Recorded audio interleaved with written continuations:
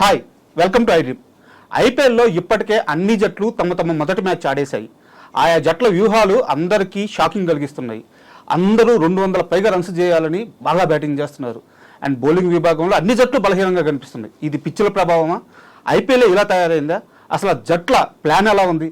ఇలాంటి అన్ని విషయాలు మనకు తెలియజేయడానికి సందీప్ గారు మనతో ఉన్నారు. హాయ్ సందీప్ గారు. Hi sir. Sir, IPL start అయిపోయింది. మ్యాచ్లు హోరాహోరీగా జరుగుతున్నాయి. బట్ మనం చూసుకున్నట్టయితే అన్ని హై స్కోరింగ్ మ్యాచ్లు, ఒక్క సిఎస్కే ముంబై తప్పించి అన్ని 100 నమోదవుతున్నాయి. బ్యాటింగ్కి స్వర్గధామంగా పిచ్చులు ఉంటున్నాయి. అసలు ఐపీఎల్ ఏ పాత్ర వెళ్తుందని మీకు అనిపిస్తుంది?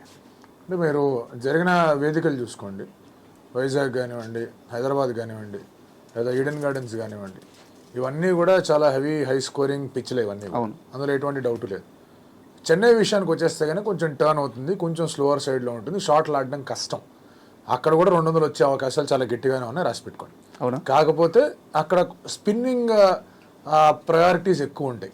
ఎస్పెషలీ మీరు హోమ్ జెట్ స్పిన్ చూసుకుంటే కనుక అక్కడ అశ్విన్, జడేజా, నూర్ అహ్మద్ అవసరం అనుకుంటే రచిన్ రవీంద్ర. అవును, 4 top level high quality spinners ఉన్నారు వాళ్ళ దగ్గర. 3 అయితే వరల్డ్ క్లాస్ స్పిన్నర్స్ ఉన్నారు టర్నింగ్ సర్ఫేస్ల మీద.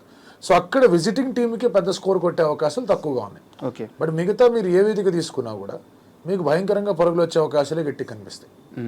ఎందుకంటే విశాఖపట్నంలో మన జరిగిన DCLSG మ్యాచ్లో మీరు అబ్జర్వ్ చేస్తే అక్కడ స్టార్క్ వచ్చి పూరన్ వికెట్ తీయకుండా ఉంటే అక్కడ కూడా 250 స్కోర్ వచ్చేది. ఓకే. రిషబ్ పంత్ వచ్చాడు, 6 బాల్ ఆడాడు, ఏమీ చేయలేకపోయాడు, అవుట్ అయిపోయాడు. రిషబ్ పంత్ ఉండున్నా బాగుండేది, కానీ రిషబ్ పంత్ కన్నా ఎక్కువ important wicket was Nicholas Pooran. Starc ఆ వికెట్ తీయకుండా ఉంటే ఖచ్చితంగా DC ఆ మ్యాచ్ ఓడిపోయేవాళ్ళు. సరే, తర్వాత అశుతోష్ బాగా ఆడాడు, విప్రజ్ బాగా ఆడాడు, వేరే విషయం. అలాగే మీరు కోల్కతాతో జరిగిన ఫస్ట్ మ్యాచ్ చూసుకుంటే అక్కడ కృణాల్ పాండే వచ్చి ఆ 3 వికెట్లు తీయకుండా ఉంటాయి. రహానేని, అలాగే ఇక్కడ ఇద్దరిని రింకు సింగ్ అండ్ అలాగే వెంకటేశ్వర్, ఆ 3 వికెట్లు తీయకుండా ఉంటే అక్కడ కూడా భారీ స్కోర్ వచ్చింది. సో వికెట్లు తీసే అబిలిటీ ఉంది పిచ్చుల మీద, అది గ్రహించాల్సిన అవసరం ఉంది. ఇప్పుడు హైదరాబాద్ మ్యాచ్ తీసుకుందాం, వాళ్ళేమో 286 కొట్టారు, వీళ్ళేమో 240 కొట్టారు, ఇద్దరు కలిసి వీరబాదులు బాగారు. బట్ మీరు అబ్జర్వ్ చేయండి, బాల్ టర్న్ అయింది అభిషేక్ శర్మ వేస్తున్నప్పుడు, బాల్ టర్న్ అయింది ఆడమ్ జాంపా వేస్తున్నప్పుడు, బాల్ స్వింగ్ అయింది ఫజల్ ఫారూక్ వేస్తున్నప్పుడు. So definitely there is something in the pitch. కాకపోతే అది ఎంతవరకు ఉంటుందో తెలియదు. ఆ స్వింగ్, ఆ స్పిన్ ఉన్నప్పుడు బ్యాట్స్మెన్ ఎలా ఆడుతున్నారో తెలియదు. ఆ ఒక్క మూమెంట్లో వికెట్లు పడ్డాయంటే అంత పెద్ద స్కోర్ రాదు. ఆ ఒక మూమెంట్ జాగ్రత్తగా ఆడేసంటే స్కోర్లు వస్తాయి. అందుకే అక్కడ ట్రావిస్ హెడ్నో లేకపోతే మనం ఇషాన్ కిషన్ ఎంతైతే పొగుడుతామో, ఆ ఫస్ట్ ఓవర్ని విజయవంతంగా ఎదుర్కొన్న అభిషేక్ శర్మ కూడా కొంచెం క్రెడిట్ ఇవ్వాలి. ఆ బాల్ అప్పుడే స్వింగ్ అయింది, ఫజల్ ఫారూక్ వేసింది. అక్కడ వికెట్ పడుంటే అంత పెద్ద లాంచింగ్ ప్యాడ్ అనేది వచ్చేది కాదు. At the same time of course Ishan Kishan లాస్ట్లో ఎదుర్కొండ ఎండ్లో వికెట్లు పడిపోతున్నా అతను మాత్రం అద్భుతంగా ఆడాడు కాబట్టి 286 దాకా స్కోర్ అనేది వచ్చింది. వీళ్ళు రాజస్థాన్ రాయల్స్ ఇన్ రెస్పాన్స్ వాళ్ళు బాగా ఆడుతూ వచ్చారు. బట్ వాళ్ళకి పడిన వికెట్లు చూడండి, మీరు యశస్వి జైస్వాల్ మంచి క్యాచ్ కొట్టాడు, ఎక్స్ట్రా బౌన్స్కి రేయాన్ పరాగ్ అవుతాడు. ఆ తర్వాత మీరు మిగతా బ్యాటర్స్ అవుట్ అనే తీరు చూసుకుంటే కనుక definitely there is something of the pitch. ఆ స్లోవర్ వన్స్ వేస్తుంటే బాగా హెల్ప్ అయినాయి. హర్షల్ పటేల్ వచ్చి స్లోవర్ వన్స్ వేస్తుంటే బాల్ గ్రిప్ అవుతుంది, షాట్లు ఆడడం కష్టంగా కనిపిస్తుంది. సో కొంచెం ప్యాటర్న్స్ అండ్ టాక్టిక్స్ మార్చుకోవాల్సిన అవసరం ఉంది. కానీ most of the times batting వికెట్లే వస్తాయి. ఇంపాక్ట్ ప్లేయర్ రూల్తో 8 దాకా కూడా మంచి బ్యాటర్లు ఉన్నారు కాబట్టి పెద్ద స్కోర్లు చూస్తాం. అండ్ మీరు చెప్పేది ఏంటంటే, ఆట ఇలా తయారైంది కాబట్టి బౌలర్స్ కొంచెం నాణ్యత పెంచుకోవాలి, పిచ్చులు ఎలాగో ఇలా ఉన్నాయి కాబట్టి అని మీరు చెప్తున్నారు. బట్ ఇక్కడ మనకు ఒక చిన్న క్వశ్చన్ వచ్చేసి, మీరు బాగా లాస్ట్ రోజులకి వెళ్తే అప్పట్లో స్కోర్ వచ్చేసి 220 వన్డేల్లో, 230, ఈవెన్ 200 కూడా ఒకప్పుడు మనకు టాప్ స్కోర్గా కనిపించేది. తర్వాత కాలంలో అవి 300, 320, 318 అలా అయిపోయింది. అలా అవుతున్నప్పటి నుంచే వన్డేల మీద జనాలకు ఇంట్రెస్టింగ్ పోయింది అనేది ఒక టాక్ ఉంది. ఇప్పుడు నిదానంగా T20లు కూడా అదే దూరంలోకి వెళ్ళిపోతున్నాయా? వన్డేల మీద ఇంట్రెస్ట్ పోవడానికి రకరకాల కారణాలు ఉన్నాయండి. 220 మ్యాచ్లు చూశారు, 380 మ్యాచ్లు చూశారు వన్డేలో. బట్ క్రమేణా ఇంట్రెస్ట్ తగ్గిపోవడానికి కారణాలు ఏంటంటే ప్రతి దేశంలో ఫ్రాంచైజీ లీగులు వచ్చాయి. మీరు ఎంతవరకు బయలెటరల్ క్రికెట్ మాత్రమే ఆడి వన్డేలు బతికిస్తారు? మీరు 2023లో వన్డేలకు మంచి డిమాండ్ వచ్చింది, ఎందుకంటే అక్కడ వరల్డ్ కప్ ఉంది కాబట్టి. 2025లో ఛాంపియన్స్ ట్రోఫీ వరకే వన్డేని ఆదరించారు. అంతకుముందు జరిగిన పాకిస్తాన్లో ట్రయాంగులర్ సిరీస్ ఎవడు పట్టించుకోవాలి. ఇండియాలో జరిగిన ఇంగ్లాండ్తో 3 మ్యాచ్లు కూడా ఎవరు పెద్దగా చూడాల, అంటే చూసే స్థాయిలోనో ఆశించిన స్థాయిలోనూ రాలా, జస్ట్ దాని ప్రిపరేషన్ భాగంగా చూశారు. సో అలా ఉన్నప్పుడు మీరు నెక్స్ట్ రెండేళ్లలో ఇండియా వన్డే వరల్డ్ కప్ దృష్ట్యా ప్రిపరేషన్ 25 వన్డేలు ఆడుతుంది. నెక్స్ట్ 2 ఏళ్లలో T20 సంఖ్య ఆల్మోస్ట్ డబుల్ ఉంది. సో T20లు ఎక్కువ జరుగుతూ ఉన్నాయి, T20లు ఎక్కువగా ఆదరింపబడుతూ ఉన్నాయి. ఆ ఆదరణ కారణం ఏంటి అంటే ఈ 6లు 4లే. సో మరీ ఫ్లాట్ చేసేసి బౌలర్ని ఇబ్బంది పెట్టేస్తే అక్కడ ప్రాబ్లంలు వస్తాయి, నేను కాదనట్లేదు. కానీ ఆ 6లు 4లకి రవించే ఆదరణ అంత ఇంత కాదు. అండ్ మీరు T20 మీరు చూసుకుంటే కానీ ఒకటి చాలా తొందరగా అవుద్ది, 3-3.5 గంటల్లో అయిపోతుంది. Next unpredictability. ఇప్పుడు వన్డే మ్యాచ్ల్లో ఇండియా ఆఫ్ఘనిస్తాన్ ఆడుతుంది అనుకోండి, క్లియర్గా చెప్పగలరు మీరు 80% ఇండియాకి గెలిచే అవకాశాలు ఉన్నాయని చెప్తారు. అదే T20లో చెప్పగలరు 80% అని చెప్పలేదు, ఏదన్నా జరగచ్చు అని చెప్తాం. సో ఇలాంటి పరిస్థితులు ఎందుకు ఏర్పడుతున్నాయంటే T20లో అన్ప్రెడిక్టబిలిటీ ఉంది. అండ్ ఫ్రాంచైజీ లీగ్లు కూడా ఆ అన్ప్రెడిక్టబిలిటీని క్యాష్ చేసుకుంటున్నాయి. మీరు ఎక్స్పెక్ట్ చేశారా మొన్న అశుతోష్ అండ్ విప్రాజ్ కలిసి కొట్టేస్తారని? లేదు, ఎవడు అనుకోలేదు. పోనీ అక్కడ 9 వికెట్లు పడిపోయి ఏంట్రా పరిస్థితి అంటే ఎవడు అలాంటివి జరుగుతాయి. ఆ అన్ప్రెడిక్టబిలిటీయే ఈ T20 ఫార్మాట్ని ఇంకా బాగా ఇంట్రెస్టింగ్గా తయారు చేస్తుంది. అండ్ మీరు ఎలాగో బౌండరీస్ గురించి చెప్తున్నారు కాబట్టి ఇప్పుడున్న సిచ్యువేషన్లో బౌండరీస్ అంటే SRH తప్ప ఇంకే జట్టు గుర్తు రావట్లేదు. అసలు ఏం సార్ ఆ ఆట ఏంది? ప్రతి మ్యాచ్ 300 కొట్టాలి, నాకు అప్రోచ్ ఏంది? SRHనా? మన SRHనా? ఒకటి 2 విషయాలు ఇక్కడ మనం క్లియర్గా అర్థం చేసుకోవాలి. They got the right players. Okay, ఆప్షన్లో ఫస్ట్ ట్రావెల్స్ హెడ్ని తెచ్చుకునే విధానం కానీ, ఆ తర్వాత ఇక్కడ ఇషాన్ కిషన్ లాస్ట్ టైం కొనుక్కున్న విధానం కానీ, క్లాస్ అని రిటైన్ చేసుకున్నారు హెడ్తో పాటు, అభిషేక్తో పాటు, నితీష్తో పాటు. So they have got the right players. ఈ బ్యాచ్ అనేది ఎక్కడికి వెళ్ళినా కూడా, హైదరాబాద్లోనే కాదు ఎక్కడికి వెళ్ళినా కూడా భారీగా పరుగులు స్కోర్ చేసే అవకాశాలు ఉన్నాయి. 300 వస్తాయా 400 వస్తాయి విషయం పక్కన పెట్టండి, భారీ పరుగులు అయితే వస్తాయి. అండ్ రెండోది ఏంటి అంటే కనుక పిచ్ అనేది మంచి బౌన్స్ ఉన్న పిచ్. ఆ బౌన్స్ ఉన్న పిచ్ ఎందుకు అంటే ఇటువంటి షాట్లు రావాలని చెప్పేసి తీసుకున్నారు. అలాగని హైదరాబాద్ పిచ్ని బాగా మార్చేశారా అంటే బాగా ఏం మార్చలేదు, కొంచెం బ్యాటింగ్ ఫ్రెండ్లీ చేశారు. కానీ ఎప్పుడు కూడా చాలా చక్కటి బౌన్స్ ఉండే ఉప్పల్ వికెట్టే. సో అండ్ అలాగే ఇప్పుడు మీరు స్కోర్లు చూడండి, 287 ఇక్కడ కొట్ల చిన్నస్వామిలో కొట్టారు, 266 ఇక్కడ కోట్లాలో కొట్టారు, అది అరుణ్ జైట్లీ స్టేడియంలో కొట్టారు, 270 కొట్టారు, 280 కొట్టారు. సో ఇక్కడే కొడుతున్నారు, ఇక్కడే ఆడుతున్నారు అని చెప్పడానికి కూడా ఏం లేదు, ప్రతి చోట జరుగుతున్నాయి. సరే పోనీ హైదరాబాద్లోనే జరిగిందంటే లాస్ట్ ఇయర్ కోల్కతాలో మీరు మ్యాచ్ చూస్తే కోల్కతా పంజాబ్ 260 చేజ్ అయింది. అవును. ఒక ఢిల్లీ ముంబై మ్యాచ్ చూస్తే 240, 230 ఎంతో కొట్టుకున్నారు వాళ్ళు కూడా. సో ఇలాంటి పరిస్థితుల్లో it is just not pertaining to Hyderabad. అంటే హైదరాబాద్ ఫ్లాట్ వికెట్లోనే వాళ్ళు కొడుతున్నారన్న కరెక్ట్ కాదని అంటున్నారు. ఓకే, ప్లేయర్లు ఉన్నారు వీళ్ళ దగ్గర, ప్లేయర్లు ఉన్నారు కాబట్టి ఆడుతున్నారు. ఎవరన్నా కూడా ఇంత కన్సిస్టెన్సీతో అంత గట్టిగా ఆడగలిగారా? 9 ఓవర్లో 120 కొట్టడం, 20 ఓవర్లో ఇన్నిసార్లు 250 దాటించడం ఆల్మోస్ట్ ప్రతిసారి. సో అలాంటి కన్సిస్టెన్సీ ఎందుకు ఉంది అంటే it is with the players. సరే బ్యాటింగ్ వికెట్ ఉంది నేను కాదనట్ల, but it is with the players also, అది ఒప్పుకొని తీరాల్సిన అవసరం. మిగతా వాళ్ళు కూడా ఎందుకు కొడుతున్నారంటే చేజ్లో వాళ్ళు ఊపుతున్నారు, కొట్టడానికి ప్రయత్నం చేస్తున్నారు, బౌన్స్ని ట్రస్ట్ చేసి ఆడుతున్నారు. అలాంటప్పుడు ఖచ్చితంగా పరుగులు వస్తాయి. ముఖ్యంగా SRH మీద చేజింగ్ అన్నప్పుడు ఇంక కొట్టాల్సిందే, ఎందుకంటే వీళ్ళు టార్గెట్ ఆ లెవెల్లో పెట్టుంటారు, ఆప్షన్ లేదు. So they have to play in that 1 gear. అక్కడ బౌలర్ల మీద కొంచెం ప్రెషర్ పడుతుంది. అందుకే 270 కొట్టినా వాళ్ళు 240 కొట్టించారు, ఇక్కడ 280 కొట్టినా వాళ్ళు 240 కొట్టించారు, అక్కడ 290 కొట్టినా వాళ్ళు 260 కొట్టించారు. అలాంటి పరిస్థితులు ఉన్నాయి. బట్ ఈసారి డెఫినెట్లీ బౌలింగ్ కొంచెం గాడిన పడింది అంటే బౌలింగ్ కూడా చాలా బెటర్ రిజల్ట్స్ వస్తాయి హైదరాబాద్కి. దానికి కారణం ఏంటంటే కమిన్స్ మన 4 ఓవర్లు 60 ఇచ్చాడు. 60 కాకుండా 30 ఇచ్చుంటే 200 వచ్చేది కాదు స్కోర్. 200 దగ్గర అయిపోయేవాళ్ళు వాళ్ళు. హర్షల్ పటేల్ వికెట్లు తీయగలడు, షమీ వికెట్లు తీయగలడు, జాంపా వికెట్లు తీయగలడు. వికెట్ టేకింగ్ బౌలర్స్ మధ్యలో ఉన్నారు. సో కొంచెం ఫామ్లోకి రావాల్సిన అవసరం ఉంది bowling, but otherwise Hyderabad is looking very strong. And మీరు ప్లేయర్స్ చాలా స్ట్రాంగ్గా ఉన్నారని చెప్పారు. అయితే ప్లేయర్స్ ఎంత స్ట్రాంగ్గా ఉన్నా ఆ అప్రోచ్ అనేది చాలా ఇంపార్టెంట్. అంటే మనం ఆటని ఎలా ఆడాలి, మన టార్గెట్ ఏంది, మన ప్లాన్ ఏంది అని చెప్పేసి SRH అప్రోచ్ మొత్తం మారడానికి కారణం కమ్మిన్సా, కావ్యమారేనా? కమ్మిన్స్ విటోరీ. కావ్యమారన్ బేసికలీ స్ట్రాటజీలో కూర్చొని ఏం చేయాలని చెప్పేసి మాట్లాడుతారు, ఇలాంటి ప్లేయర్లు కావాలి, ఇలాంటి ఖర్చు పెట్టాలంటుంది.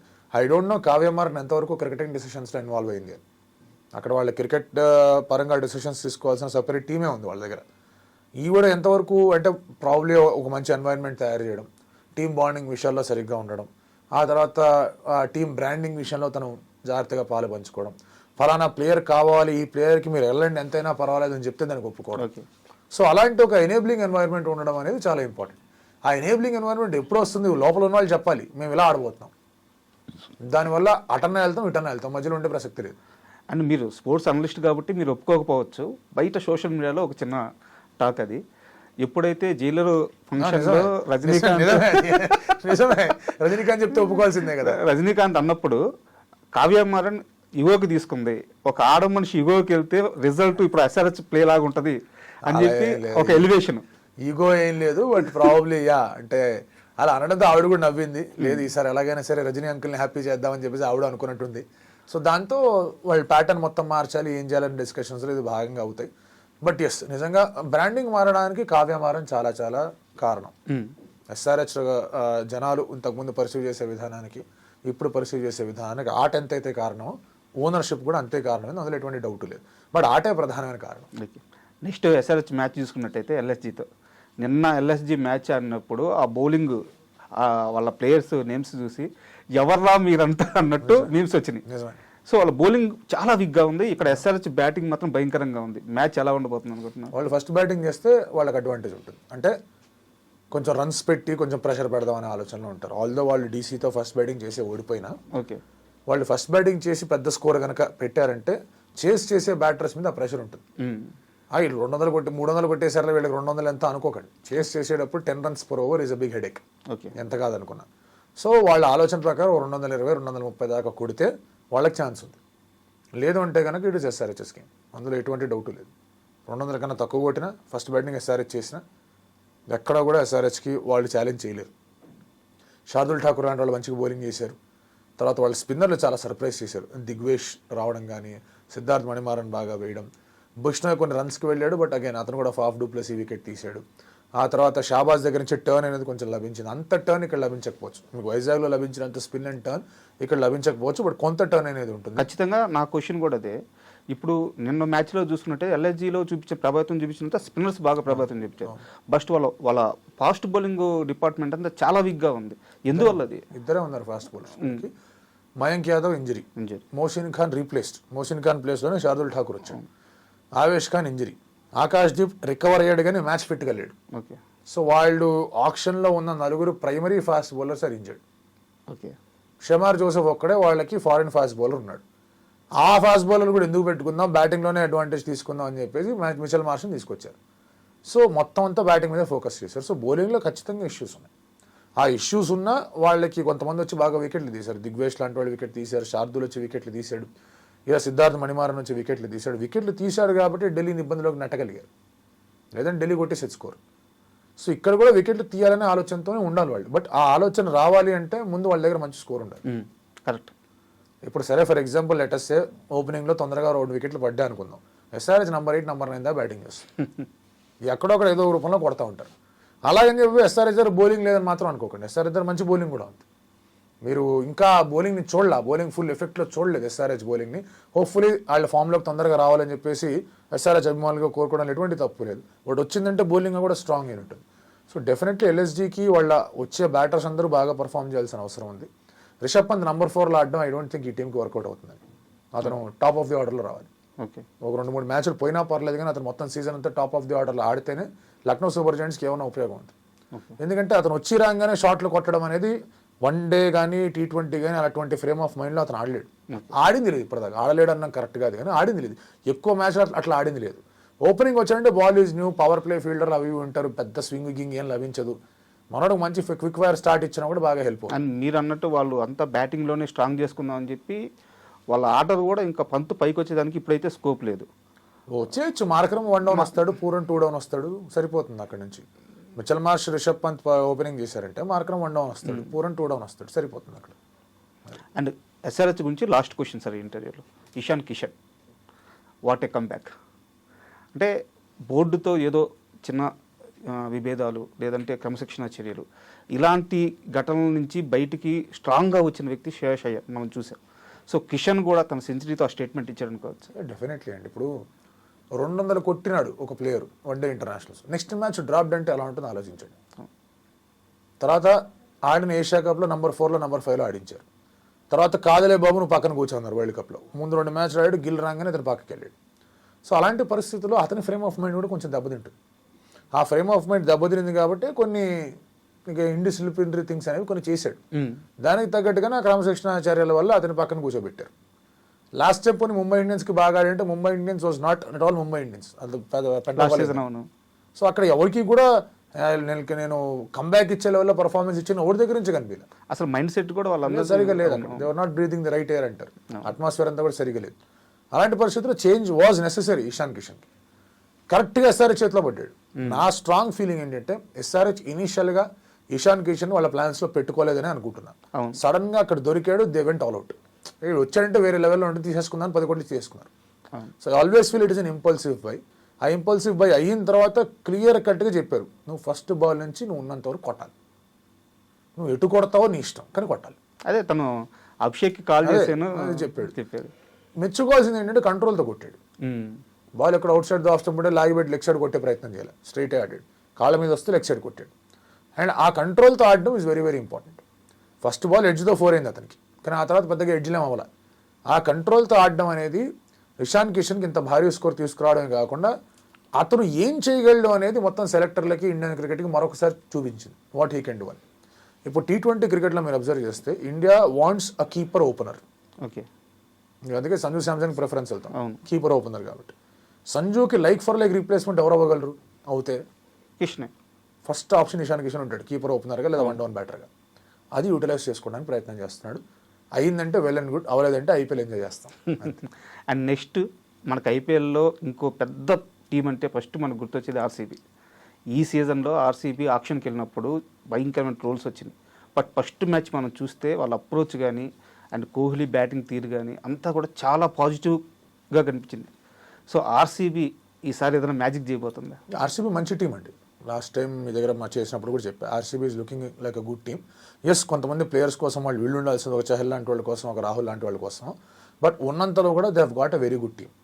ఒకటే వాళ్ళకి ఉండేది ఏంటంటే మిడిల్ ఓవర్స్లో వికెట్లు తీయగలిగే బౌలర్స్ ఎవరు అనేది ఐడెంటిఫై చేసుకోవాలి. ఫస్ట్ మ్యాచ్లో కృణాల్ పాండే వచ్చి నేను ఉన్నా అన్నాడు. అవును. సుయాష్ శర్మ ఫస్ట్ 3 ఓవర్లు బాగా రన్స్ ఇచ్చి తర్వాత రసల్ వికెట్ తీసి అతను కూడా నేను ఉన్నా అన్నాడు. సో కృణాల్ పాండే ఆ మిడిల్ ఓవర్స్లో వికెట్ తీసే బాధ్యతని ఫ్రీక్వెంట్గా తీసుకున్నాడంటే RCB is a very strong team. వాళ్ళకున్న ప్రాబ్లం వల్ల ఆ 7th ఓవర్ నుంచి 15th ఓవర్ లోపల ఎవరో ఒకళ్ళు వచ్చి అట్లీస్ట్ 2 వికెట్లు తీయగలిగే బౌలర్ కావాలి. ఓకే, ఆన్ కన్సిస్టెంట్ బేసిస్ జరగాలి. ఎందుకంటే వాళ్ళ దగ్గర స్పిన్నర్ లేడు. మీరు వాళ్ళ దగ్గర బౌలింగ్ లైనప్ చూస్తే Bhuvneshwar Kumar, Hazlewood, Bhuvi last match ఆడలేదు కానీ భువనేశ్వర్ కుమార్, హేజల్వుడ్ వీళ్ళిద్దరు top notch new ball bowlers. అవును, కెలక్కూడదు వాళ్ళు అక్కడి నుంచి. ఫస్ట్ 4 ఓవర్లు ఏం చేశారు, 2 వికెట్లు తీశారంటే అయిపోయాయి. హేజల్వుడ్ మొన్న చాలా బాగా బౌలింగ్ చేశాడు, బౌన్స్ కూడా మంచి బౌన్స్ వస్తుంది, ఆ వికెట్ బౌన్స్ అయితే హైట్గా కూడా ఉంటాడు కాబట్టి నడుస్తుంది. అలాగే మీరు తర్వాత యష్ దయాల్ లాంటి వాళ్ళు ఉన్నారు, అతను బాగా వేయగలడు, డెత్లోనూ బాగా వేయగలడు, అతని మీద నమ్మకం పెట్టుకున్నారు. రసిక్ సలందర్ లాంటి ఒక బౌలర్ ఉన్నాడు, అతను ఢిల్లీకి లాస్ట్ టైం ఆడినప్పుడు చాలా బాగా వేసాడు. ఇక్కడ కూడా 9 వికెట్ తీసి స్కోర్ బోర్డు మీద ఫస్ట్ బ్రేక్ వేసింది రసిక్ సలందర్. వీళ్ళందరూ ఉండగా మిడిల్ ఓవర్స్లో మీకు వికెట్లు తీయగలిగే నాణ్యమైన బౌలర్ కావాలి. ఆ నాణ్యమైన బౌలర్లు లేరు. వీరు కృణాల్ పాండే అని ఒక రెగ్యులర్ స్పిన్నర్ అనడానికి లేదు, లివింగ్స్టన్ ఒక రెగ్యులర్ వికెట్ టేకింగ్ స్పిన్నర్ అనడానికి లేదు. బట్ వాళ్ళ మీద నమ్మకం ఉంది. వాళ్ళ మీద నమ్మకం ఏంటంటే వీళ్ళు మనకి 2-3 ఓవర్లు వేస్తారు, టైట్ ఓవర్లు వేస్తారు, ఒక వికెట్ దొరికిందంటే బోనస్ అని. కృణాల్ 3 తీసి ఇచ్చాడు, 3 బోనస్లు ఇచ్చాడు. సో అది వర్కౌట్. అది కన్సిస్టెంట్గా జరగగలిగితే RCB is in for a long run. లేదంటే వాళ్ళకి కొన్ని సమస్యలు అయితే ఉంటాయి. ఓకే, నెక్స్ట్ మనకు వచ్చేసి కోహ్లీ. గత కొంతకాలంగా చూసుకున్నట్టయితే స్ట్రైక్ రేట్ ప్రాబ్లం ఉంది, కోహ్లీ T20లకు పనికిరాడు, ఇలాంటి ఒక కామెంట్స్ వినిపిస్తూ వచ్చినాయి. అండ్ మన ఇండియన్ టీం నుంచి రిటైర్మెంట్ కూడా ఇచ్చేసి వెళ్ళిపోయారు. ఇప్పుడు ఐపీఎల్లో ఫస్ట్ మ్యాచ్ చూస్తే కోహ్లీ ఆడిన విధానం చాలా ఫాస్ట్గా ఆడారు, స్ట్రైక్ రేట్ కూడా చాలా ఎక్కువతో ఆడాడు. సో అతను కంబ్యాక్ అనుకోవచ్చు ఇది T20లో. లేదంటే ఆర్సీబీకి ఒక నిర్దిష్టమైన రోల్ ఉంది విరాట్ కోహ్లీకి. అతను ఓపెన్ చేస్తాడు, అదే స్టైల్లో ఆడతాడు. లాస్ట్ టైం ఆర్సీబీకి అదే స్టైల్లో ఆడాడు, అదే రీతిలో ఆడుతూ వచ్చాడు. ప్రాబ్లం ఎక్కడ వస్తుందంటే మిడిల్ ఓవర్స్ యాక్సలరేషన్లో ప్రాబ్లం వస్తుంది. అవును, అది లాస్ట్ ఇయర్ జరిగింది, అంతకుముందు ఇయర్ జరిగింది, ఎప్పుడైనా జరుగుతూనే వచ్చింది. విరాట్ కోహ్లీకి middle over acceleration is always a problem. Last ఓవర్స్లో కొమ్మేస్తాడు. లాస్ట్ ఓవర్స్ అతను మించినట్టుగా యాక్సలరేషన్ చేయడం అనేది ఏ టాప్ ఆర్డర్ బ్యాట్స్మెన్ దగ్గర లేదు. బట్ ఆ మిడిల్ ఓవర్ ఇష్యూని వాళ్ళు సార్ట్అవుట్ చేసుకోవడానికి వాళ్ళు వెయిట్ చేస్తున్నారు. రజత్ పతిదార్ వచ్చి లాస్ట్ టైం ఆర్సీబీ 7 గెలవాలనుకుంటున్న సమయంలో గెలిపించింది వాజ్ రజత్ పతిదార్. చాలా గట్టి ఆర్కిటెక్ట్ ఆ టర్నర్ వానికి రజత్ పతిదార్, ఆ తర్వాత యష్ దయాల్. సో అక్కడ రజత్ మిడిల్ ఓవర్స్లో ఉన్నాడు కాబట్టి ఇంకా కోహ్లీ మీద ప్రెషర్ వెళ్ళిపోతుంది, సింగిల్ తీసుకుని వెళ్ళిపోతాను. మీరు లాస్ట్ మ్యాచే చూడండి, కేకేఆర్తో గెలిచిన మ్యాచ్లో లాస్ట్ 40 రన్లో 45 రన్లను కేవలం 5 రన్లే కొట్టాడు విరాట్ కోహ్లీ. సింగిల్ తీసుకుని వెళ్ళిపోవడం, ఈయన విధ్వంసం సృష్టిస్తూ పోయాడు రజత్ పతిదార్. సో ఆ కాంబో బాగా వర్కౌట్ అవుతుంది. సో దానివల్ల ఏంటంటే ఈ need not worry Virat Kohli middle ఓవర్స్లో ఏంటి పరిస్థితి అనేది వరీ లేకుండా ఆలోచన చేయగలిగారు. సో అక్కడ వేరే రోల్ ఎవరన్నా తీసుకుంటే బెటర్ అంటారు. రజత్ అందుకే తీసుకున్నాడు, ఇప్పుడు లివింగ్స్టన్ అందుకే తెచ్చుకున్నారు, మిడిల్ ఓవర్స్లో కొడతాడని చెప్పేసి. సో ఇలాంటి ప్లాన్స్తో ఉన్నారు. ఒకటే ఇబ్బంది ఏంటంటే 1 డౌన్లో వాళ్ళు దేవదత్ పడికల్ నమ్ముకున్నారు. అతను బాగా స్ట్రాంగ్గా ఆడడం ఇంపార్టెంట్. లాస్ట్ టైం కూడా కొంచెం యాక్సలరేట్ చేసే ప్రయత్నంలో అవుట్ అయిపోయాడు సునీల్ నరేన్కి. ఒకవేళ తొందరగా వికెట్ పడింది, లాస్ట్ టైం అయితే సాల్ట్ అండ్ కోహ్లీ దగ్గరికి మంచి పార్ట్నర్షిప్ వచ్చింది. బట్ ఒకవేళ తొందరగా వికెట్ పడిందంటే దేవదత్ యాక్సలరేషన్ చేయడం అనేది చాలా చాలా ముఖ్యం. లేదంటే కనుక ప్రెషర్ నెక్స్ట్ వాళ్ళ మీద పడుతుంది. అదొకటి వాళ్ళు బ్యాటింగ్లో అడ్జస్ట్ చేసుకోవాలి. అండ్ ఐపీఎల్లో చూసుకున్నట్టయితే ఒక టీం ఉంది సార్, ఎన్ని మ్యాచ్లు గెలుస్తుందో అంతే వాళ్ళ మీద విమర్శలు కూడా వస్తూ ఉంటాయి. ఎంత ఫ్యాన్ బేస్ ఉందో అంతే నెగిటివిటీ కూడా ఉంది సిఎస్కే. అంటే సిఎస్కేకి సంబంధించిన ఏ చిన్న అంశమైనా ట్రోల్ చేస్తూ ఉంటారు. మన Khaleel Ahmed ball tampering issue కూడా మీరు చూస్తుంటారు. బాల్ ట్యాంపరింగ్ ఎవరు తీసుకొస్తాడో తెలియదు ఇట్లాంటివన్నీ. అంటే ఒక చిన్న లాజిక్ చెప్తా. బాల్ ట్యాంపరింగ్ ఎప్పుడు చేస్తారు? బాల్ ఓల్డ్ అయిపోయినప్పుడు, సీమ్ పొజిషన్ సరిగా లేనప్పుడు, షైన్ లేనప్పుడు, అప్పుడు ఏదో పూస్తారు, దానికి పోయడం గీకడం ఏదో చేస్తారు. ఫస్ట్ బాల్ వేసిన తర్వాత అది ఎవడని ట్యాంపర్ చేస్తాడా? బుద్ధునే ఎవడని ట్యాంపర్ చేస్తాడా? ఫస్ట్ బాల్ అయిన తర్వాత బాల్ హార్డ్గా ఉంది, షైన్ ఉంది, సీమ్ సరిగ్గా ఉంది. ఏమి ఇప్పుడు మీరు ఫీల్డర్స్ని చూస్తే ఫింగర్ ప్రొటెక్షన్స్ కొన్ని పెట్టుకుంటారు. అవును, బాల్ క్యాచ్ పట్టుకొని టక్కని తగిలిందంటే ఏళ్ళు విరిగా అంటే మళ్ళీ 2-3 రోజులు ఆడడానికి ఉండదు. అది ఎప్పుడు రికవర్ అవుతుందో తెలియదు. సో కొంతమంది ప్లాస్టర్ టేప్లు కట్టుకుంటూ ఉంటారు, కొంతమంది పెట్టుకుంటూ ఉంటారు. అది కొంచెం ఊడొచ్చింది. అది ఊడొస్తే జేబులో పెట్టుకున్నాడు. అది తీసి మళ్ళీ ఇచ్చాడు రుతురాజ్ గైక్వాడ్కి. ఏమైంది అంటే ఏదో పడిందని నాకు ఇచ్చింది వెళ్ళిపోయాడు అంతే. దాని ఏదో శాండ్ పేపర్ అని, దానికి ఏదో వ్యాజిలిన్ అని. ఫస్ట్ బాల్ ఎవడు చేయడు, అంతా సొల్లు, అదంతా ఎవడు చెప్పాడో కానీ తెలియదు. కానీ వాళ్ళే నవ్వుకున్నా నేనైతే అది చూసి. బట్ అది ఆగట్లేదు, మీకు చూస్తున్నారు మీరు. హడావిడంతా ఇప్పుడు కొంతమంది ఉంటారు, ఆర్చ్ రైవల్స్ ఉంటారు. ఇప్పుడు సిఎస్కేకి ముంబైకి మామూలు రైవలరీ కాదు, సిఎస్కేకి ఆర్సీబీకి మామూలు రైవలరీ కాదు. సో ఎవడో ఒకటి పాయింట్ చెప్పారంటే వీళ్ళందరూ దాన్ని లేపుతా ఉంటారు. అదే జరిగింది ఇక్కడ కూడా. అండ్ సిఎస్కే టీం విషయానికి వస్తే సార్, టీం నిండా ఆల్రౌండర్లే. ఇది వాంటెడ్గా వెళ్ళారా లేకుంటే ఆక్షన్లో వాళ్ళకి అనుకోకుండా ఆ టీం అలా బిల్డ్ అయిపోయిందా? లేదండి, వాళ్ళు చాలా పగడ్బందీగా వెళ్ళారు. పగడ్బందీగా వెళ్ళడం మాత్రమే కాకుండా ఎవరు కావాలో చాలా ప్రణాళికతో వెళ్ళారు. లేదంటే మీరు అబ్జర్వ్ చేయండి, ఒక రాహుల్ త్రిపాఠి, ఒక దీపక్ హుడ్డా, ఒక రచిన్ రవీంద్ర, వీళ్ళందరూ టక్కన కాన్వే, వీళ్ళందరూ ఎంత పెట్టారు? వీళ్ళందరి మీద వాళ్ళు 11-12 కోట్లు పెట్టారు. 4 ప్లేయర్లు వచ్చారు అమౌంట్కి. దానివల్ల ఏమైంది? వీళ్ళు 100 అహ్మద్ మీద 10 కోట్లు పెట్టగలిగారు, అశ్విన్ మీద ఇంకో 10 కోట్లు పెట్టగలిగారు. అవును. సో మీకు అందులో మీరు అబ్జర్వ్ చేయండి, చెప్పిన 4 పేర్లలో విజయశంకర్ని ఇంక్లూడ్ చేసుకుని 7 పేర్లలో 5 ఆడుతున్నారు టీంలో. అందరు చాలా తక్కువ అమౌంట్కి వచ్చిన వాళ్ళు 5 ఆడుతున్నారు టీంలో. అది వాళ్ళ గ్రేట్నెస్ ఆప్షన్లో. ఇంకోటి ఏంటంటే చెన్నై చేసేది ఇంకే టీం చెయ్యింది ఏంటంటే హోమ్ అడ్వాంటేజ్. హోమ్ అడ్వాంటేజ్ని మ్యాసివ్గా వాడుకున్న ఏకైక టీం ఈ 18 సీజన్లో చెన్నై సూపర్ కింగ్స్. తమ పిచ్చులకి ఏ ప్లేయర్స్ కావాలో ఆ వాళ్ళనే తీసుకుంటారు. ఓకే, అక్కడ 7లో 6 మ్యాచ్లు గెలుస్తారు. ఓకే, బయట ఎక్కడికో వెళ్ళి 1-2 మ్యాచ్లు గెలుస్తారు. అదృష్టం బాగుందంటే 3వది కూడా గెలుస్తారు. టాప్కి వెళ్తారు, ఫైనల్కి వెళ్తారు. అక్కడ 5 సార్లు గెలిచారు, 5 సార్లు ఓడిపోయారు, అది వేరే విషయం.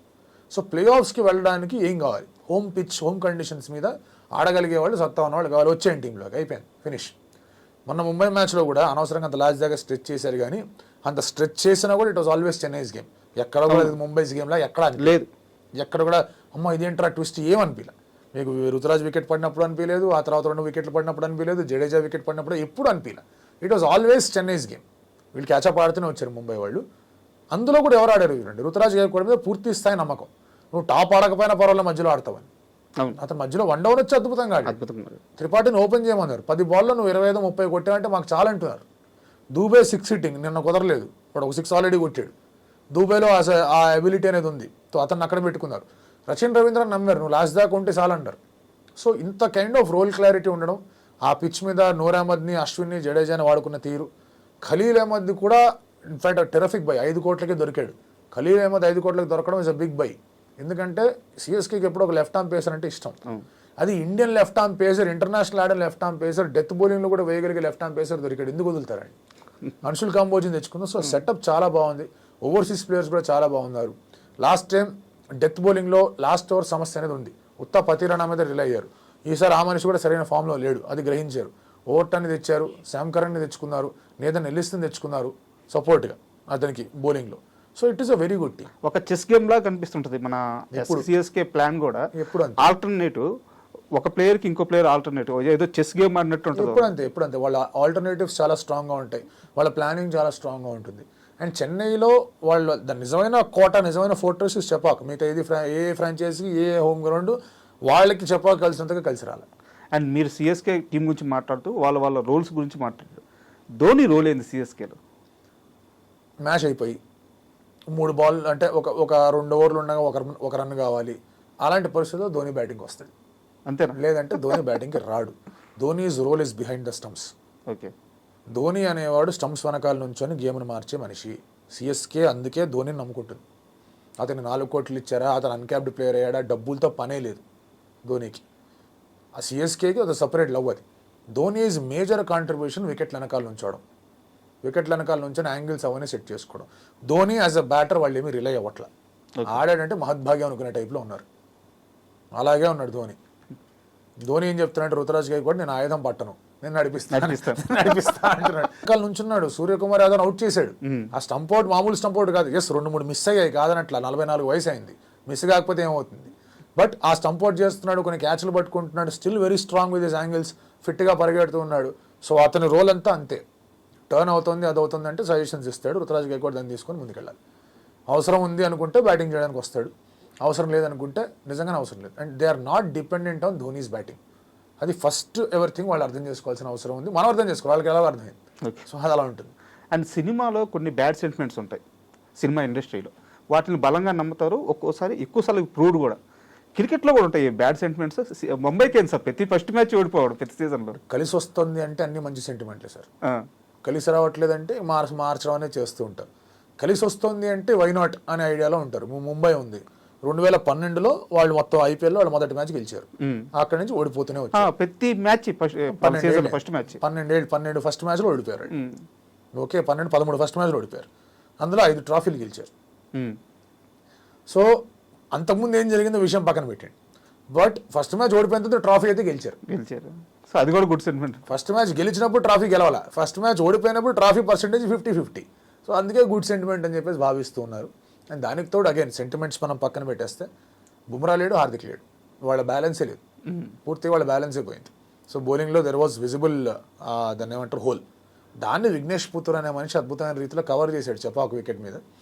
ట్రెంట్ బోల్ట్ దగ్గర నుంచి బెటర్గా ఎక్స్పెక్ట్ చేశారు, కుదరలా. But I'm sure is a world class bowler, అతను ఫామ్లోకి వస్తాడు.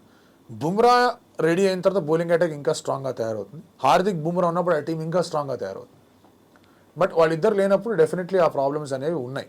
అందుకే సూర్య దగ్గర నుంచి, తిలక్ దగ్గర నుంచి బ్యాటింగ్లో మంచి పర్ఫార్మెన్సెస్ రావాల్సిన అవసరం ఉంది. ఆ మ్యాచ్లో నిజమైన టర్నింగ్ పాయింట్ ఏంటంటే సూర్య వికెట్, తిలక్ వికెట్. ఓకే, వాళ్ళిద్దరిలో ఎవరో ఒకళ్ళున్నా స్కోర్ పెద్దగా అయ్యేది, ఎవరో ఒకళ్ళున్నా కనీసం 25 రన్లు స్కోర్ ఎక్స్ట్రా అయ్యేది. అది సిఎస్కే కొంచెం కష్టమైంది. ఆ 2 వికెట్లు వారు ఇంపార్టెంట్. ఇప్పుడు కూడా ఆ 2 వికెట్లు ఇంపార్టెంట్. అండ్ ఇప్పుడు దాకా జరిగిన మ్యాచ్ల్లో అంటే నన్నైతే వ్యక్తిగతంగా బాగా ఆశ్చర్యపరిచింది అజింక్య రహానే బ్యాటింగ్. ఒక క్లాస్ ప్లేయరు ఒక మాస్ బ్యాటింగ్ చేస్తే ఎలా ఉంటుందో చూపించాడు. ఆ కంబ్యాక్ ఎలా చూస్తారు? లాస్ట్ 2 yearsగా అతను అదే పని చేస్తున్నాడు. చెన్నై సూపర్ కింగ్స్కి వెళ్ళినప్పుడు కూడా ఇన్ఫాక్ట్ వాళ్ళు గెలిచిన సంవత్సరంలో అద్భుతమైన కాంట్రిబ్యూషన్ ఇచ్చాడు అజింక్య రహానే. 1 డౌన్ ఆడినా 2 డౌన్ ఆడినా అదే రీతిలో ఆడుతూ వచ్చాడు. అజింక్యకి ఏంటంటే is a very good player of fast bowling, excellent player of fast bowling. Bounce ఉన్న వికెట్ వచ్చిందంటే రహానే చాలా బాగా ఆడతాడు. అతనికి కావాల్సింది కొంచెం బౌన్స్, ఎందుకంటే అతనికి ఉన్న range of shots against fast bowlers 2 good range of shots ఉన్నాయి. లాఫ్టెడ్ షాట్స్ ఆడగలడు, మిడ్ వికెట్ పైన కొట్టగలడు, పుల్ అండ్ హుక్ షాట్స్ బాగా ఆడగలడు, కట్ బాగా ఆడతాడు, ముందుకొచ్చి బాగా కొట్టగలడు. ఆ క్విక్ ఫైర్ ఇన్నింగ్స్ ఆడే ఒక అద్భుతమైన సత్తా రహానే దగ్గర ఉంది. స్పిన్ వచ్చినప్పుడు, స్లోవర్ బాల్స్ వచ్చినప్పుడు కొంచెం ఆ స్ట్రైక్ రేట్ అనేది తక్కువ అవుతుంది, కానీ otherwise is a fantastic player. And ఆ టీంకి అవసరం రహానే, ఎందుకంటే ఆ టీం ఇనిషియల్గా రహానేని కొనుక్కోవాలి. యాక్సలరేటెడ్ బైలో మళ్ళీ వచ్చిన తర్వాత కొనుక్కుంది, ఎందుకంటే వాళ్ళ దగ్గర లీడర్ లేడు, పైగా కెప్టెన్ కావాలి వాళ్ళకి. అందుకే అజింక్య రహానే కెప్టెన్గా పెట్టారు. అతని ఒక లీడర్షిప్, అతను ఒక గైడెన్స్లో వెంకటేష్ అయ్యర్ కానీ, రింకు సింగ్ కానీ గ్రో అవుదాం అని చెప్పేసి ఆలోచనలో ఉన్నారు. ఇటువంటి పరిస్థితుల్లో ఇప్పుడు అతను పర్ఫామ్ చేయకపోతే గోల్ అయిపోతుంది. అతను పర్ఫామ్ చేయాలి. అతను 1 డౌన్ వస్తున్నట్టే అదే రీతిలో ఆడాలి. So he made a statement. అతను వికెట్ పడిన తర్వాత కొలాప్స్ కేకేఆర్. సో అతను ఆడకుండా మిగతా వాళ్ళందరూ ఆడారంటే దట్స్ డిఫరెంట్ స్టోరీ. ఇదంతా కేకేఆర్కి ఎటువంటి ప్రాబ్లం లేదు. అతను ఆడి మిగతా వాళ్ళు ఆడట్లేదంటే కేకేఆర్కి ప్రాబ్లం ఉంది. So he made a statement in the first match, మీరు ఆడాలి ఇంకా. సో అది ఎలా ట్రాన్స్ఫర్ అవుతుంది అనేది చూడాలి. But he's a fantastic player Ajinkya Rahane. And ఇంకో సర్ప్రైజ్ ఇచ్చిన ప్లేయర్ అశుతోష్. ఇందాక మనం మాట్లాడుకున్నాం అనమాట. లాస్ట్ సీజన్లో మనకి శశాంక్తో పాటు పంజాబ్ టీంలో అశుతోష్ కూడా బాగా మెరిసాడు. బట్ వాళ్ళు ఇంకో చాయిస్ లేక వదిలేసుకోవాల్సి వచ్చింది. 3.5 కోటికే వీళ్ళకి దొరికాడు అనమాట. సో అశుతోష్ సార్, అంటే ఇప్పుడు అశుతోష్ ఎవరు అని చాలామంది సెట్ చేస్తూ ఉన్నారు. అశుతోష్ ఒక క్రికెట్ హిస్టరీ మీకు తెలిసినంత వరకు. మధ్యప్రదేశ్ కుర్రాడు, ఓకే, రైల్వేస్ కూడా రిప్రజెంట్ చేసినట్టున్నాడు. ఓకే, అతను ఈ లోకల్ లీగ్స్ T20s అవి ఇవి ఆడుతూ ఉన్నప్పుడు ప్రతి ఒక్కళ్ళు ఎలా ఉంటుందంటే ప్రతి ఒక్క ఫ్రాంచైజీ నుంచి కొన్ని ప్లేయర్స్కి కాల్స్ వెళ్తాయి, వచ్చి మా ట్రయల్స్ అటెండ్ అవ్వండి అని చెప్పేసి. చాలా మంది కాల్స్ వెళ్తాయి. అలా మన ఆంధ్ర క్రికెటర్లు, తెలంగాణ క్రికెటర్లు కూడా వెళ్ళారు. కొన్ని ఫ్రాంచైజీలకి వాళ్ళ చోట్లకి వెళ్ళి ట్రయల్స్ అటెండ్ అయ్యి వస్తారు. కొన్నిసార్లు రకరకాల T20 లీగులు జరుగుతున్నప్పుడు, సయ్యద్ ముస్తాక్ అలీ లాంటి టోర్నమెంట్ జరుగుతున్నప్పుడు స్కౌట్స్ వెళ్తారు, టాలెంట్ స్కౌట్స్ వెళ్తారు. అలా చూసినప్పుడు శిఖర్ ధవన్ కంట్లో పడ్డాడు మనిషి. ఓకే, శిఖర్ ధవన్ కంట్లో పడిన తర్వాత శిఖర్ ధవన్ మాట్లాడి, కాదు బాస్ నువ్వు ఉండు, నేను ఏదో ఒకటి చేస్తా అని చెప్పి కొన్ని టిప్స్ ఇవ్వడం మొదలుపెట్టాడు. టిప్స్ కూడా మొదలుపెట్టిన తర్వాత పంజాబ్కి వెళ్ళి చెప్పాడు తీసుకుందాం 20 lakhs తీసుకున్నారు లాస్ట్ టైం.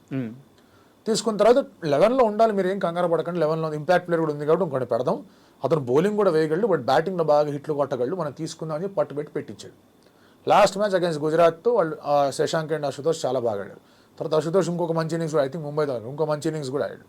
దాంతో ఏంటంటే అశుతోష్ ఒక పేరు అయిపోయాడు. ఢిల్లీ క్యాపిటల్స్ 3.8 కోట్లకి ఎంతకో తీసుకున్నారు అతను. మిగతా ఫ్రాంచైజీలు ఎవరి దగ్గర అప్పుడు అంత డబ్బులు లేవు. పంజాబ్ వాళ్ళు ఇన్వెస్ట్ చేసే ప్రయత్నం చేయలేకపోయారు, ఎందుకంటే హర్షదీప్ మీద, చహల్ మీద, యాన్సన్ మీద అందరి మీద పెట్టుకుంటూ కూర్చున్నారు. ఢిల్లీకి దొరికారు. ఢిల్లీకి దొరికిన వెంటనే వేణుగోపాలరావు ఢిల్లీ డైరెక్టర్ ఆయన ఏమన్నానంటే అశుతోష్ ఇంతకే దొరుకుతాడని మేమైతే అనుకోలేదు అన్నాడు. సో ఇప్పుడు ఛాన్స్ వచ్చింది, కొట్టాడు. నిన్న కూడా ప్లేయర్ ఆఫ్ ది మ్యాచ్ అయిపోయిన తర్వాత ఈ అవార్డు నేను శిఖర్ ధవన్కి డెడికేట్ చేస్తాను. చాలా మందికి అర్థం కాలేదు అది. సో శిఖర్ ధవనే పట్టుకున్నాడు అతను. ఓకే. కొంతమంది స్కౌట్స్ పట్టుకుంటారు, ప్లేయర్లు అడుగుతూ ఉంటారు ఎవరెవరు ఉన్నారు, ఎట్లా ఉన్నారు, ఏంటి అని. ఇప్పుడు మీరు అబ్జర్వ్ చేస్తే కనుక సుదీర్ఘకాలంగా ఏదైనా ఫ్రాంచైజీకి ఒక ప్లేయర్ ఆడుతున్నాడు, ఒక ప్లేయర్ లీడర్షిప్ రోల్స్లో ఉన్నాడంటే ఆ ప్లేయర్ అడుగుతాడు ఎవరన్నా ఉన్నారా చూపించండి, వాళ్ళ స్టైల్ చూపించండి, వాళ్ళ ఆట తీరు చూపించండి అని. ఆ స్కౌట్లు కొంతమంది చెప్తారు ఈ ప్లేయర్ బాగున్నాడు, ఈ ప్లేయర్ బాగున్నాడు. అలా ఎవరికైనా ఒక ప్లేయర్ నచ్చాడు అంటే కనుక వాళ్ళు దే ఇన్సిస్ట్ కావాలి మాకు. అది శిఖర్ ధవన్ రూపంలో ఇక్కడ అశుతోష్కి ఒక చక్కటి అవకాశం అనేది లభించింది. అండ్ శిఖర్ స్పాటెడ్ ఇంకా రచ్చ. అండ్ ఢిల్లీ గురించి మాట్లాడుకుంటే ఇప్పుడు అందరూ మన తెలుగు వాళ్ళందరూ ఏమంటుంటే ఇది మన సెకండ్ టీం అంటున్నారు. ఎందుకంటే తెలుగు వాళ్ళని మెచ్చుకోవాలండి వాళ్ళు. ఎందుకంటే ఇప్పుడు వైజాగ్కి వచ్చి వాళ్ళు కండక్ట్ చేస్తున్నారు, వాళ్ళు ఎక్కడికైనా వెళ్ళొచ్చు. అవును, వాళ్ళు సెకండ్ గ్రౌండ్ ఏదన్నా కూడా ఎంచుకోవచ్చు వాళ్ళు. But they decided to get to Vizag. వాళ్ళ ఓనర్ ఆఫ్ కోర్స్ మన ఉత్తరాంధ్ర నుంచి ఉన్న వాళ్ళ ఓనర్. సో ఈ గ్రౌండ్ని డెవలప్ చేద్దామని చెప్పేసి ఆలోచనలో ఉన్నారు. దానికి తగ్గట్టుగా వాళ్ళకి టీం ఉందా లేదా అనే విషయం కూడా ఆయన ఆలోచించట్లేదు. వీల్ గో దేర్, మనకంటూ ఒక సెటప్ అనేది ఏర్పాటు చేసుకుందాం అన్నారు. నిన్న ఆ దృష్ట్యానే వైజాగ్లో చాలా మ్యాచ్లు ఆడిన త్రిపురణ విజయ్ అని చెప్పేసి శ్రీకాకుళం కుర్రాడు ఉన్నాడు ఢిల్లీలో. అతను వచ్చాడు, అతను క్యాచ్ కూడా పట్టుకున్నాడు. స్టార్క్ బౌలింగ్లో ఎవరో షాట్ గుర్తురాట్లు ఎవరో ఒకటారో అతనే క్యాచ్ పట్టుకున్నాడు. సో ఇలాంటివి కొన్ని జరుగుతున్నాయి. మీరు చెప్పినట్టు వేణుగోపాల్ గారు కూడా ఉన్నారు డైరెక్టర్గా, ఆయన జిఎంఆర్ వాళ్ళు కూడా ఉన్నారు కాబట్టి ఆ సెటప్ అంతా కూడా ఉంది. సో దానివల్ల వాళ్ళు వైజాగ్ క్రికెట్ స్టేడియంకి ఏదో ఒకటి చేద్దామనే ప్రయత్నంలో ఉంటారు. సో అది మెచ్చుకోవాల్సిన అంశం. రాజస్థాన్ రాయల్స్ కూడా గువాహతికి వెళ్ళి బరస్పాడా స్టేడియంని వాళ్ళు మేము అక్కడ 2 మ్యాచ్లు ఆడతామని చెప్పేసి వాళ్ళు చెప్పడం. పంజాబ్ కింగ్స్ వాళ్ళేమో ధర్మశాలకి వెళ్ళి మేము అక్కడ ఆడతామని వాళ్ళు చెప్పడం. సో ఇవన్నీ ఇంటర్నేషనల్గా కూడా మ్యాచ్లు కండక్ట్ చేసిన వేదికలే. బట్ ఇలాంటి చోటకు కూడా ఐపీఎల్ వెళ్ళడం అనేది చాలా హెల్ప్ అవుతుంది. అండ్ ఇవన్నీ ఎక్కడ హెల్ప్ అవుతుంది అంటే రేపు పొద్దున ఏదైనా టోర్నమెంట్ వేరే ఏదైనా బయోలేటరల్ సిరీస్ వచ్చి మ్యాచ్లు అవి ఇవి కండక్ట్ అయినప్పుడు జనాల్లో ఆ ఫీవర్ కానివ్వండి, ఆ ఒక ఇదిగానే ఉంటుంది. సో ఆ విషయంలో మెచ్చుకోవాలి ఖచ్చితంగా. అండ్ మీరు ఈ ఐపీఎల్ స్టార్ట్ అవ్వక ముందు వేరే ఇంటర్వ్యూలో నేను చూశాను, ఏ టీంకి ఛాన్సెస్ ఉన్నాయంటే ఒక 3 టీంలు బాగా ప్రిడిక్ట్ చేశారు. సో అది మీరు చెప్పున్నారు కాబట్టి నేను చెప్పట్లేదు. ఇప్పుడు అన్ని జట్లు తమ ఫస్ట్ మ్యాచ్ ఆడేశాయి. ఇప్పుడున్న పరిస్థితిని బట్టి అదే స్టాండ్ అయి ఉన్నారా? వాటి పేర్లు ఏంటి? ఒకవేళ మీరు మార్చుకుంటే ఏ మ్యాచ్ చేస్తారు? అదే అండి, ఫస్ట్ మ్యాచ్ అయిన తర్వాత పెద్దగా మార్చడం కూడా ఏమి ఉండదు. ప్రిడిక్షన్ అనేది Mumbai, CSK, SRH are always strong. Okay. And order మారచ్చు. ముంబై, సిఎస్కే, ఎస్ఆర్హెచ్లో ఎవరు 1, 2, 3 ఆర్డర్ మారచ్చు. బికాస్ ఎవరు ఉంటారో ఎవరు ఇంజరీ అవుతుంది అనేది తెలియదు.